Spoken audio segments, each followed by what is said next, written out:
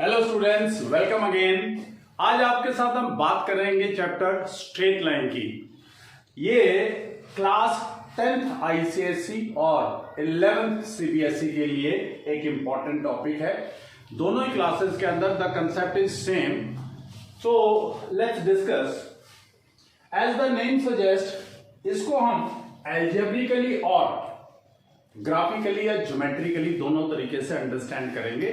We know that straight line geometrically is a line which can be produced on both the sides, दोनों तरफ extendable है, उसको हम बोलते हैं लाइन।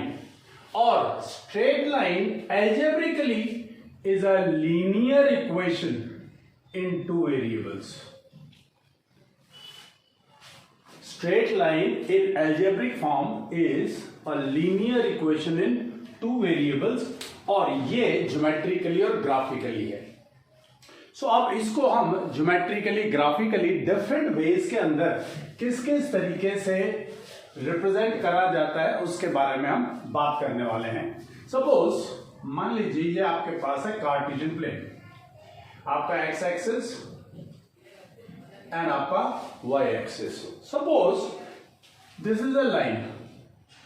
अब ये जो line positive direction of X axis यानी anticlockwise, if the angle is anticlockwise it is taken positive angle and if it is clockwise it is taken a negative angle. If it makes an angle theta, this is called angle of inclination, angle of inclination, angle of inclination,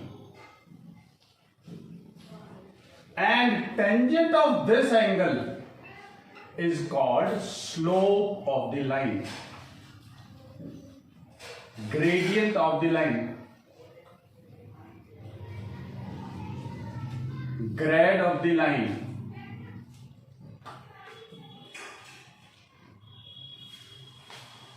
So किसी भी line का सबसे पहले आपको क्या observe करना है? Angle of inclination. अगर आपके पास वो ज्योमेट्रिकल फॉर्म के अंदर दे रखी है, so you will find out the angle in the anti clockwise direction. Suppose ऐसे लाइन है तो आप ये वाला एंगल फाइंड आउट अगर करते हैं, so this angle is in clockwise direction, तो ये नेगेटिव एंगल कहलाएगा। और ऐसा नहीं लेना हमें पॉजिटिव डायरेक्शन ऑफ एक्सिस यानी we have to take this angle. If this is theta, तो this will be 180 minus theta. Remember it. याद रखिए, हमेशा जब भी आपको इसका स्लोप फाइंड आउट करना है तो आपको जो एंगल है वो एंटी क्लॉकवाइज डायरेक्शन में ही लेना है। अगर आपके पास बाई चांस कभी क्लॉकवाइज डायरेक्शन में एंगल आ जाता है, then this is the way to find that angle in anti clockwise direction. अब आपके पास जो 90 तक की वैल्यूज थी उसका तो टेबल आपको ट्रिग्नोमेट्रिक फंक्शंस के अंदर मालूम था, so that was easy for you. But if the angle is more than 90 degree, so कुछ एंगल्स की वैल्यूज आप याद रख लीजिए। जैसे सपोज टेंजेंट ऑफ 120 आ जाए या टेंजेंट ऑफ 135 आ जाए, ऐसे कुछ एंगल्स की जो वैल्यूज हैं वो याद रखिए। The answer will be always negative. दोनों ही केसेस के अंदर जो स्लोप होगा वो नेगेटिव होगा। अब tangent of 120 is -√3 and tangent of -135 is -1।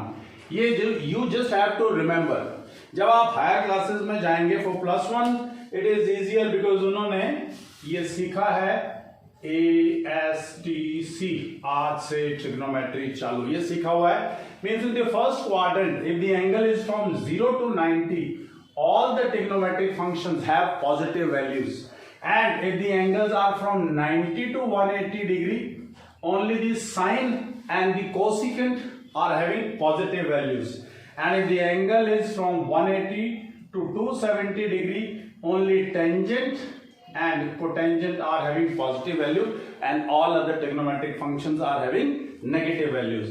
And if the angle is from 270 to 360 degree then only cos and secant are having the positive values and all other are having negative values.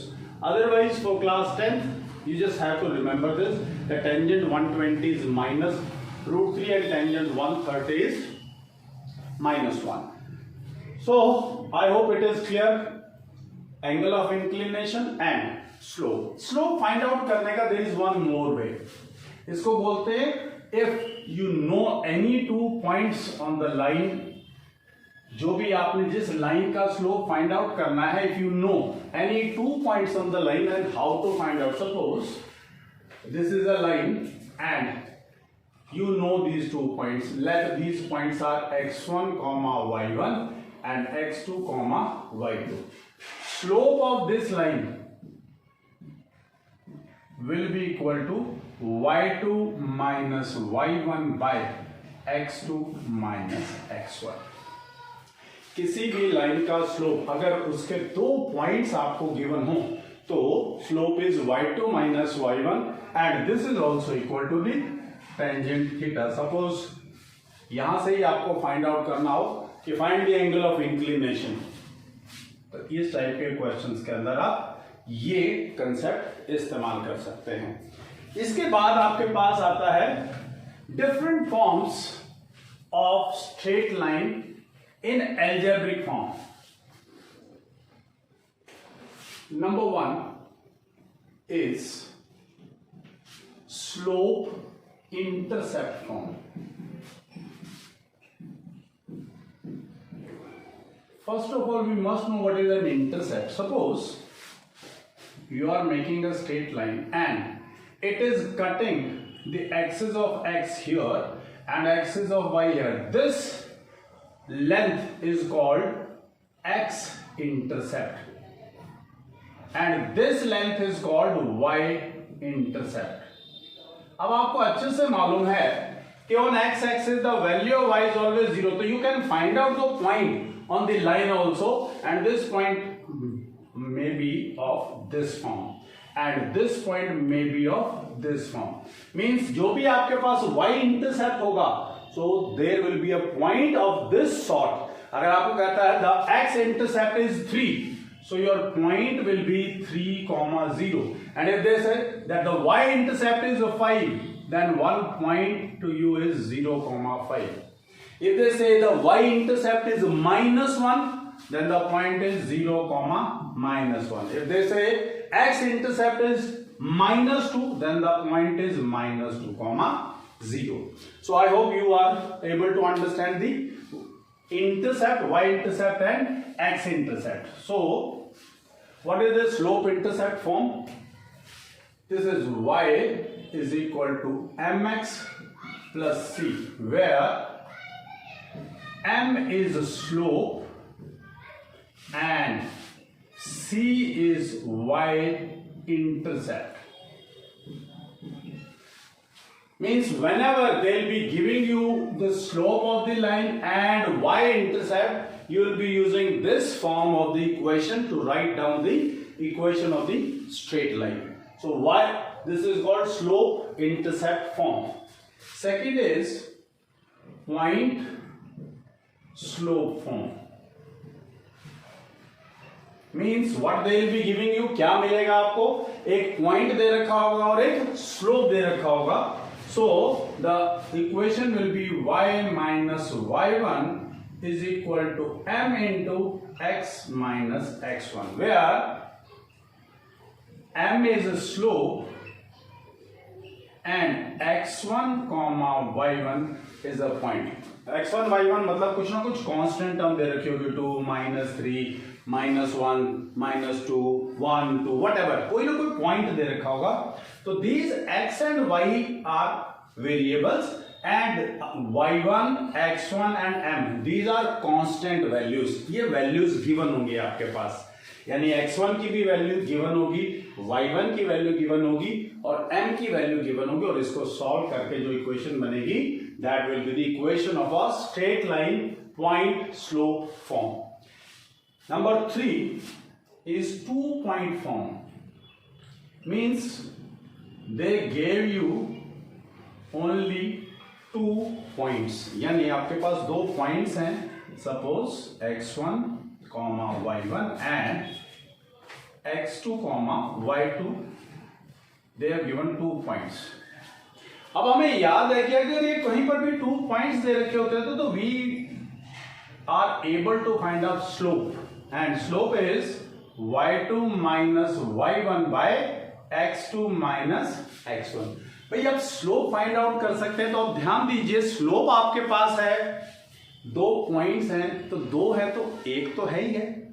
So point slope form यानी जो ये पिछली form थी आपके पास as it is बन गई, यानी y minus y1 is equal to slope जो अभी अभी आपने फाइंड आउट किया है into x minus x1. This is the third type of equation. आपके पास मेनली यही है इक्वेशंस. वैसे एक और फॉर्म है आपके पास इंटरसेप्ट फॉर्म.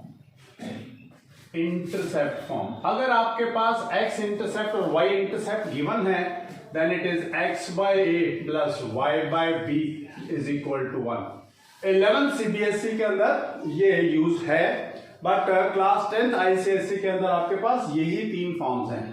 एक और खास बात इन्हीं 3 फॉर्म्स के साथ, मान लीजिए कोई भी straight line if it is passing through the origin, अगर कोई भी स्ट्रेट लाइन ओरिजिन से पास करती है तो आप कैसे पता कर सकते हैं? By looking at its equation. मान लीजिए आपके पास कोई ये जो this is one of the straight line which is passing through the origin से पास कर रही है, तो इसको अलजेब्रिकली कैसे पता चलेगा? उसके अंदर the constant term will be 0. Means उसमें कोई भी कांस्टेंट टर्म नहीं होगी. तो किस फॉर्म की होगी? y is equal to some mx. y is equal to some mx. इस फॉर्म की आपके पास इक्वेशन होगी, या इसको हम कह सकते हैं ax plus by is equal to 0. इस फॉर्म की इक्वेशन होगी. Means there won't be any constant term अगर कोई भी स्ट्रेट लाइन ओरिजिन से पास करती हो. अब कुछ और चीजें इसी के बारे में. भाई अगर कोई स्ट्रेट लाइन पैरेलल है एक्स एक्सिस के, if a line is parallel to x axis, any line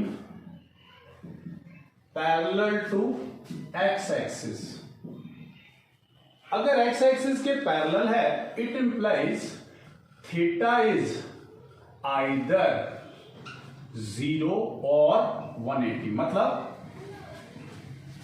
कि x एक्सिस के साथ ये पैरेलल है, तो ये x एक्सिस सब कितने डिग्री का एंगल बना रहा है? या तो 0 या 180. अब हमें मालूम है tangent 0 is also 0, means slope is, and tangent of 180 is also 0, again the slope is 0. Means slope of a line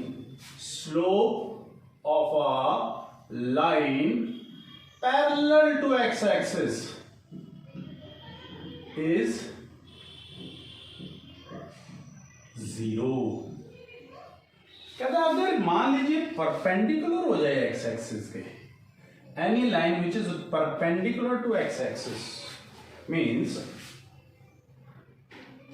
theta is equal to 90 degree, and we know that tangent of 90 degree is not defined. Means infinity लेते हैं, आपको याद हो. सो infinity हमारे लिए यहां पर क्या है? यहां पर है एनीथिंग डिवाइडेड बाय 0, यानी कोई भी नंबर हो उसको 0 से डिवाइड करना, दैट इज नॉट डिफाइंड. तो जब कभी भी कोई line perpendicular to x axis है और उसका अगर आपको स्लोप लिखना है तो ऐसे लिखेंगे y minus y1 is equal to 1 by 0. तो स्लोप की जगह पे क्या लिख देंगे? 1 by 0 and it is x minus x1. अब आप सोचोगे कि नॉट डिफाइंड को हम कैसे सॉल्व करेंगे? It is easy now. Cross multiplication, 0 into y minus y1 is equal to 1 into x minus x1. Means the value will be x is equal to some x1. तो आपके पास equation in terms of x अगर आए तो इसका मतलब है the line is perpendicular to x axis, और अगर y is equal to something में आए तो means the line is parallel to x axis. So ये इसके बाद आता है, अगर दो लाइंस आपस में पैरेलल हैं, हमें नहीं मालूम है कि वो किसी एक्सिस के पैरेलल हैं या परपेंडिकुलर हैं, but they are parallel to each other, means आपके पास ऐसी दो स्ट्रेट लाइंस है, they are parallel to each other. So अगर दोनों पैरेलल हैं तो आपको मालूम होना चाहिए उनका एंगल ऑफ इंक्लिनेशन सेम होगा। अब एंगल ऑफ इंक्लिनेशन सेम होगा means tangent of that theta वो भी सेम होगा, यानी वो slope of both parallel lines will be equal. Slope of two parallel lines are equal. अगर दो लाइंस पैरेलल हैं आपस में तो उनका स्लोप क्या होगा? इक्वल। अगर दो लाइंस परपेंडिकुलर हैं आपस में तो अब इसका एंगल आपके पास है अगर ये थीटा, सो आपको ये मालूम होना चाहिए अगर ये थीटा है तो ये कितना होगा? दिस। हमें मालूम है कि exterior angle is sum of interior opposite, और ये अगर 90 है तो ये भी 90 होगा, तो ये थीटा 1 कहते हैं और ये थीटा 2, तो theta 2 plus 90 is equal to theta 1, means ये डिफरेंस होगा उन एंगल्स के बीच में। तो आपको याद रखना है कि product of slopes of two perpendicular lines is equal to -1। क्यों होगा? Tangent of 90 plus theta is equal to minus tangent theta. अब ये 90 प्लस थीटा 2 है और यहां पर है टेंजेंट ऑफ थीटा 1, तो ये आ जाएगा माइनस ऑफ टेंजेंट थीटा 2, और यहां ये थीटा 2 और ये इन दोनों का दिस इज द स्लोप। ये आपके पास इस लाइन का स्लोप हो गया, ये इस लाइन का स्लोप हो गया, और अगर इन दोनों को हम मल्टीप्लाई करेंगे तो इनकी प्रोडक्ट किसके बराबर आएगी? -1 के बराबर आएगी। अब क्यों ऐसा? एक और रीजन क्या है कि भाई ऐसा क्या करने की इन दोनों का जो वैल्यू आएगी दैट विल बी -1 प्रोडक्ट हमेशा, यानी इसका मतलब तो ये क्या होगा? Sorry not tangent, it is cot. So tangent और कॉट आपस में कैंसिल होकर के क्या आता है? 1। वैल्यू ये सेम रहेगी, यानी थीटा 1 और थीटा 2 इन एक्चुअल फिर बराबर आ जाएंगे और उनकी प्रोडक्ट क्या आएगी? -1 के बराबर। टेंजेंट और कॉट आपस में कैंसिल हो गए। तो आपको जब दो lines tangent, any two lines which are perpendicular, अगर परपेंडिकुलर हैं और किसी एक का स्लोप मालूम है m1, तो slope of another will be negative reciprocal. यानी अगर कोई एक स्ट्रेट लाइन दे रखी है उसका स्लोप आपको मालूम है, तो अगर आपने दूसरी का निकालना है which is perpendicular to the first one, तो नेगेटिव रेसिप्रोकल कर दे तो you are able to find out the slope. Examples लेकर के देखते हैं, then you will come to know about it कि अगर दो लाइंस आपस में परपेंडिकुलर हैं तो अब देखिए ध्यान से। Find the equation of a line which passes through -2, 3 and is perpendicular to 2x plus 3y is equal to 8। Suppose आपको एक इक्वेशन फाइंड आउट करनी है स्ट्रेट लाइन की जो इस पॉइंट से पास करती है और इसके परपेंडिकुलर है। अगर किसी लाइन की बात करें तो सबसे पहले मैं इस लाइन का स्लोप फाइंड आउट करना चाहूंगा। So equation of straight line क्या है आपके पास? 2x plus 3y, can I write it as 3y is equal to -2x plus 8। Can I write is equal to -2/3x. If I compare it, y is equal to mx plus c. ध्यान से देखिए तो मैं इसका slope find out करने लायक हो गया. So slope of given line is equal to -2/3. तो slope of a line perpendicular to it negative reciprocal, so it will be 3/2. Now you know one point and the slope, so point slope form से आप equation of the line क्या निकलेगी भाई? It will be y minus y1 is 3 is equal to slope into x minus x1 is -2. So cross multiply करें तो ये आया 2y minus 6 is equal to 3x plus 6. बाकी सबको उधर ले जाते हैं तो it is 3x minus 2y plus 12 is equal to 0. याद रखिए कि कोई भी लाइन अगर परपेंडिकुलर है तो उसका स्लोप कैसे फाइंड आउट करना है. I hope it is clear. Parallel lines के बारे में आपको समझ में आ गया होगा, परपेंडिकुलर लाइंस के बारे में समझ में आ गया होगा, इंटरसेप्ट्स के बारे में समझ में आ गया होगा. अगर फिर भी इसके बावजूद अगर आपकी कुछ क्वेरीज हैं, कुछ क्वेश्चंस ऐसे हैं जो आपको नहीं समझ में आते हैं, so please do comment. I will try to solve them. Till then, thank you very much.